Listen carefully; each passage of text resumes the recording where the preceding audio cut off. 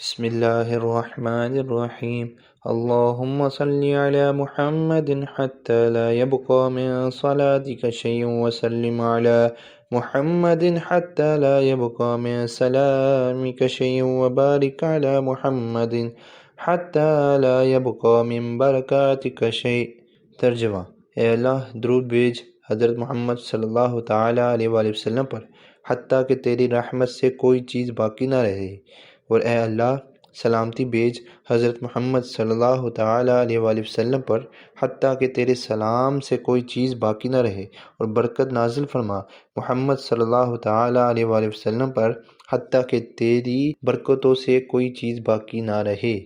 فضیلت: حضرت ابن عمر رضی اللہ تعالیٰ عنہما سے روایت ہے کہ کچھ لوگ ایک شخص کو حضور نبی اکرم صلی اللہ تعالیٰ علیہ وآلہ وسلم کی بارگاہ میں لائے اور اس کے خلاف اونٹنی کی چوری کی گواہی دی۔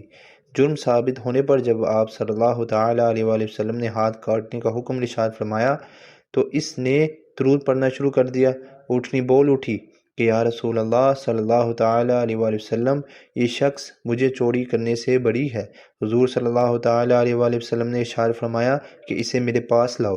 جب وہ حاضر خدمت ہوا تو آپ صلی اللہ تعالیٰ علیہ وآلہ وسلم نے پوچھا، تو نے واپس جاتے ہوئے کیا پڑھا؟